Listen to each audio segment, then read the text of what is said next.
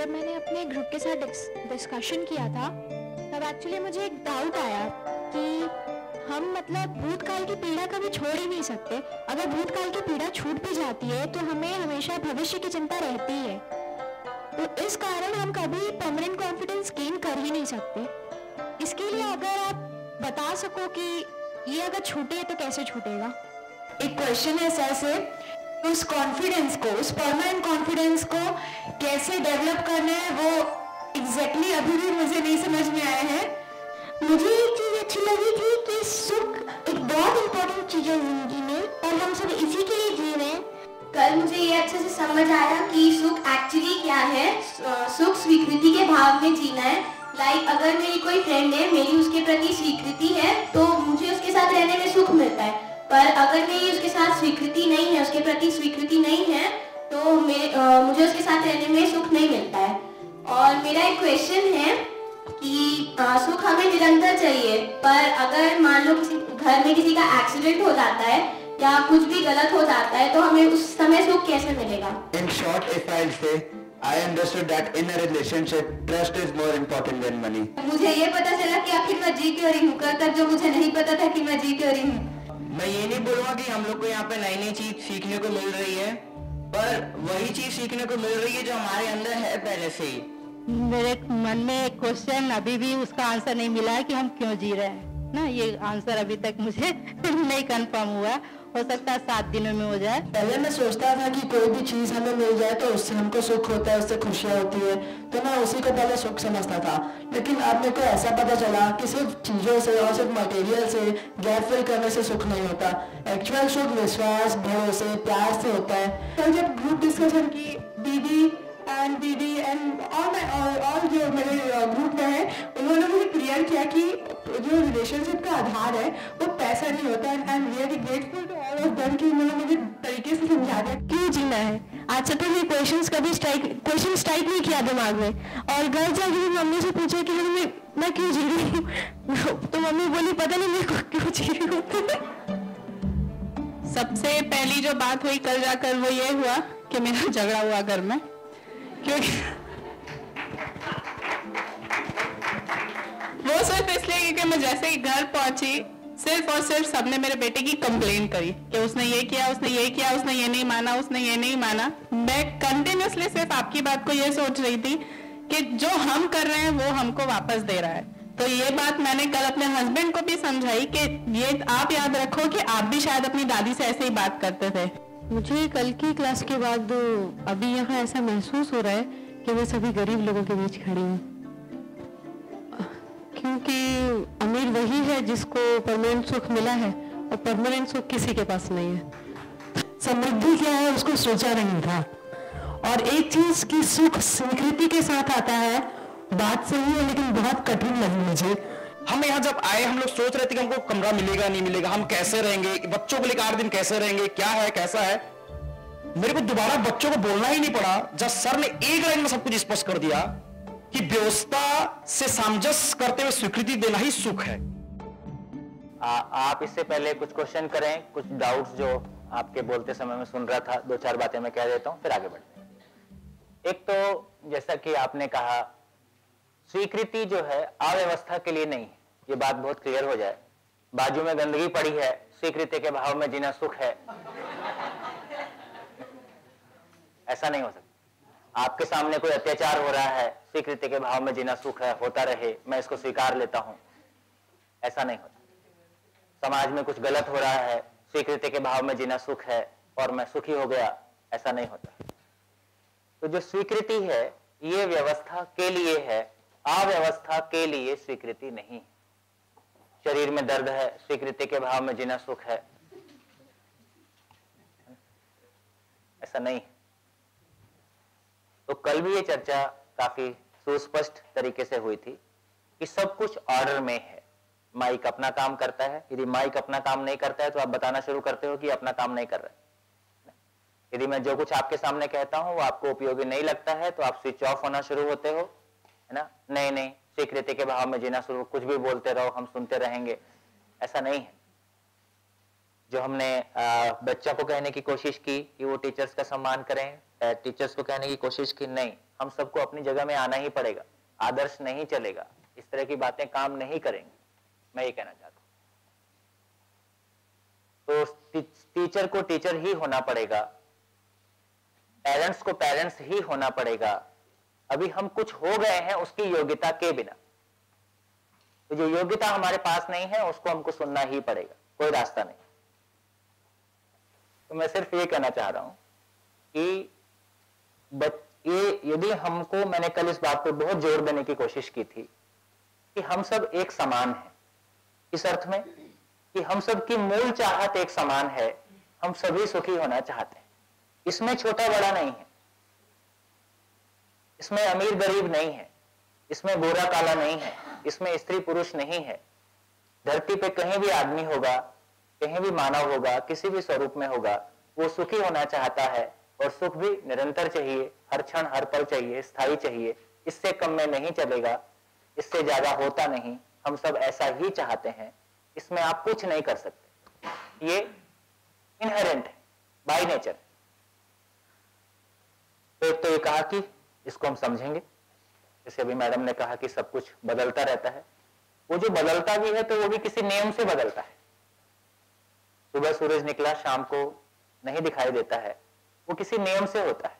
तो जो नियम के प्रति हमारा समझ है वो निरंतर है। सूरज का निकलना नहीं निकलना, इससे हमको प्रॉब्लम नहीं है, वो कभी निकले कभी नहीं निकले, अपने मूड से कुछ कुछ करता रहे, ये प्रॉब्लम है। जब मेरे को चाहिए तब नहीं निकले, तो जैसा सूरज निकलता है छिपता है, उसके अनुसार हमने अपनी दिनचर्या रूटीन सेट कर लिया है, इसलिए हमको कोई परेशानी नहीं। जहां बर्फ भी पड़ती है उन लोगों ने उसके अनुसार अपने रूम्स कैसे हीटिंग सिस्टम रखना है।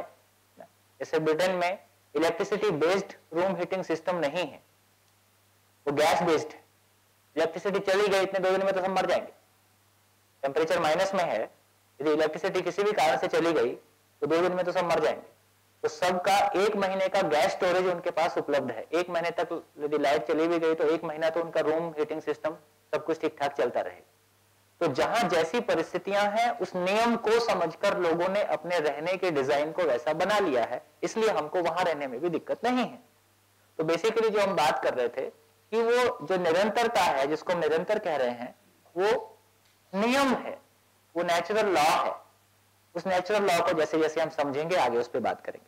तो अभी एक बात कहना चाह रहा था कि स्वीकृति व्यवस्था के लिए है, अव्यवस्था के लिए स्वीकृति नहीं होता, नहीं हो सकता। हाँ जी, और कुछ सर? बोलो। आपने इतने सारे शिविर लिए हैं तो आपको भी एक्सपीरियंस होगा, सॉरी अगर आपको बुरा लगे, पर आपने इतने, क्या आपने परमानेंट कॉन्फिडेंस आया है? आप ही देख लेना 6 दिन में। तो एक तो ये कहना चाहता हूं कि कुछ भी, वेरी गुड, कुछ भी पर्सनल नहीं है। कम से कम मैं आपको इस बात की परमिशन देता हूं कि आप किसी भी हद तक जाके पर्सनल क्वेश्चन कर सकते हैं। रिलेशनशिप में अगर आपने जैसे कल बताया था कि पैसा हर चीज नहीं होता, तो आजकल आपकी जो दुनिया है उसमें पैसा हर चीज है, तो पैसे के बिना कैसे रिलेशनशिप परफेक्ट हो रहा है? ठीक है, तो इस क्वेश्चन को बनाए रखिए। देखिए, कुछ चीजों को मैंने छेड़ के छोड़ दिया है, समझ में आया? मैंने बहुत सारी चीजों को छेड़ दिया है और छोड़ दिया है। क्यों? ताकि आप लोग उस पर सोचते रहें और आपस में जूझते रहें। ठीक, ये थॉट प्रोसेस शुरू हो जाए, इसके लिए बहुत सारी बातें कही हैं, उसकी क्लैरिटी हमको आने वाले दिनों में बनेगी। तो मैंने कल भी आपसे कहा था, जितने भी क्वेश्चन आपके मन में खड़े होते जाते हैं आप कॉपी के बैक साइड में लिखते जाइए, ठीक, साथ में बोलते भी जाइए। तो लगभग आप पाएंगे कि 7 दिन बाद जब हम उठ रहे होंगे तो जितने क्वेश्चन आप लेके आएंगे उसमें से एक भी नहीं बचेगा, इस बात की अधिकतम संभावना। कुछ नए प्रश्न जरूर खड़े हो जाएंगे, लेकिन उसके साथ साथ आपको यह भी भरोसा होगा कि नहीं, प्रैक्टिसेबल आंसर्स सभी मेरे क्वेश्चंस के हो सकते हैं और मेरे को एक तरीका मिल गया। यहां से हम रेडीमेड आंसर्स देने की कोशिश नहीं करते हैं। और आपसे क्या कह रहे हैं कि जो भी हम यहां से कह रहे हैं उसको आप मानना नहीं है, उसके लिए पूरा दम लगाइए, सही होगा तो टिक जाएगा। ठीक है, तो आपके खुद के भीतर वो थॉट प्रोसेस समझने का तरीका विकसित हो जाए, ताकि जब भी मेरे भीतर प्रश्न उठेगा तो आंसर मेरे प्रश्न उठने का मतलब ही है कि आधा आंसर आपके पास पहले से है, वो आधा मिसिंग है, उसके लिए क्वेश्चन है। तो प्रश्न उठना, जिज्ञासा उठना अच्छी बात है, उसके ऊपर हमारे पास अभी आधार नहीं होते। अभी हमारे पास आधार कैसा है सही गलत का, गीता में लिखा है कि रामायण में लिखा है, कुरान में लिखा है कि बाइबल में लिखा है, इसलिए सही है इसलिए गलत है। यदि कुरान, बाइबल, गीता की सभी बातों को एक साथ इकट्ठा रखा जाएगा तो कुछ बातें इधर से क्रॉस हो जाएंगी, कुछ बातें इधर से क्रॉस हो जाएंगी, तो सही क्या है गलत क्या है ना। तो ऐसी बहुत सारी चीजें यदि उसमें ठीक भी लिखा है तो मेरी जिंदगी में कैसे आएगा? जब तक मेरी जिंदगी में नहीं आया तब तक तो मेरे लिए किताब में लिखी हुई सूचना है। ठीक, तो इस तरह से इन 7 दिनों में यह हो जाएगा कि वो समझने का प्रोसेस एस्टेब्लिश हो जाएगा। सर आपने कल जैसे कहा था कि मानव जाति का समस्त प्रयास केवल सुख के लिए है, तो इसमें छोटी घटना बड़ी घटना सब शामिल होती है? सब शामिल। देखिए एक स्टूडेंट घर में उसका फेवरेट फिल्म देख रहा है, वो किसी कंडीशन में उसको छोड़ना नहीं चाहता, उस तरह पेरेंट्स आते हैं, टीवी बंद करते हैं, बोलते हैं चलो पढ़ाई करो, बहुत टीवी देख ले पढ़ाई करो, मेरे सामने आप पढ़िए, तो क्या उसको सुख मिलेगा उस समय? उस स्टूडेंट्स को जो अपना फेवरेट फिल्म को छोड़कर वो स्टूडेंट्स पढ़ने के लिए बैठा है। एक एक करके देख, बच्चा टीवी क्यों देख रहा है? सुखी होने के लिए, दुखी होने के लिए। माँ बाप बच्चे को क्यों बोल रहे हैं? सुखी होने के लिए, दुखी होने के लिए। तो कहा कि आदमी जो कुछ भी करता है सुखी होने के लिए करता है। उससे सुख होगा, निकलेगा कि नहीं निकलेगा ये बात की बात है। हमको सुख समझ में, वो पढ़ लेगा तो भी सुखी नहीं होगा, अपने पता है। हम लोग पढ़ के आए है ना, हम लोग पढ़ने में अच्छे लोग थे, कोई फर्क नहीं पड़ता। आप खूब पढ़ लीजिए, इससे भी सुखी नहीं होंगे। आप मत पढ़िए, उससे भी सुखी नहीं होंगे। बहुत पैसा कमा लीजिए, इससे भी सुखी नहीं होंगे। कम कमाएंगे, इससे भी नहीं होंगे। तो सुख कोई अलग तरह की चीज है। तो ना माँ बाप को सुख समझ में आए, ना बच्चे को सुख समझ में आए, ना हमारे टीचर को आए, इसलिए हम सब एक दूसरे पे अपना अपना सुख थोप रहे हैं। फिर आपने कहा कि किसी का सुख किसी के लिए दुख हो सकता है, कौन सा वाला?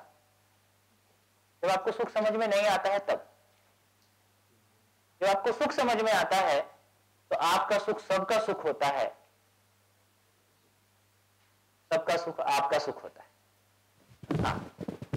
अभी आपने बताया अलग अलग मोबाइल हो रहे हैं, पहले एक लैंडलाइन रहता था, तब हम सभी के साथ बात हो जाता था। एक बार फोन लगा दिया तो सास, ससुर, देवरानी, देवर सबके साथ। अभी मोबाइल हो गए तो सास को लगा दे तो वो सोचती है देवरानी मुझे नहीं लगाए, मेरा रिस्पेक्ट कम हो गए। मतलब अभी अलग अलग लगा दे तो उनको सुख मिल जाते हैं, मगर हमारा बिल बढ़ेगा, हमारा दुख हो जाता है।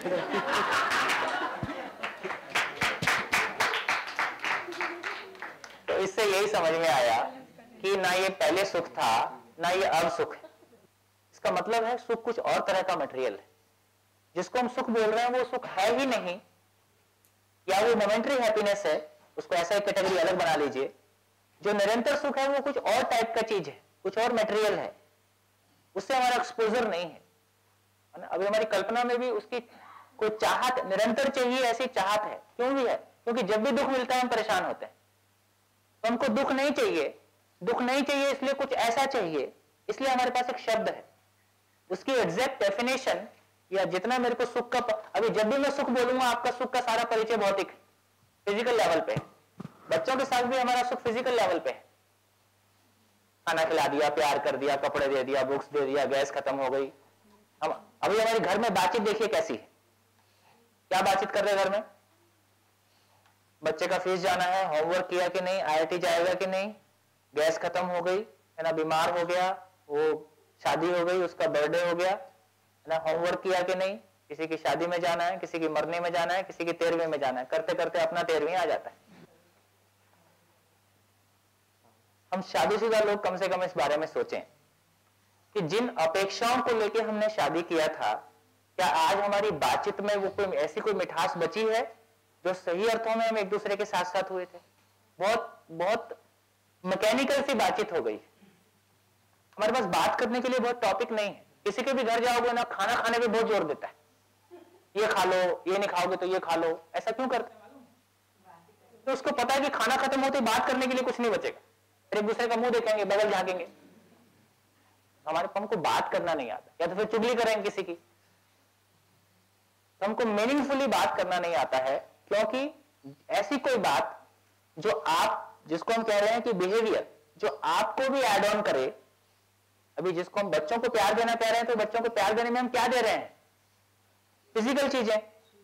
वो विश्वास की निरंतरता ना मेरे पास है, विश्वास की निरंतरता मेरे बच्चे को आ जाए, ऐसा कोई मैं बातचीत कैसे करूंगा? नहीं कर सकता। तो वो कुछ और चीज है। इतनी सारी बातें करके हमने बार बार यही ध्यान दिलाया कि ये कुछ और चीज, क्या चीज है वो धीरे धीरे सामने आएगा।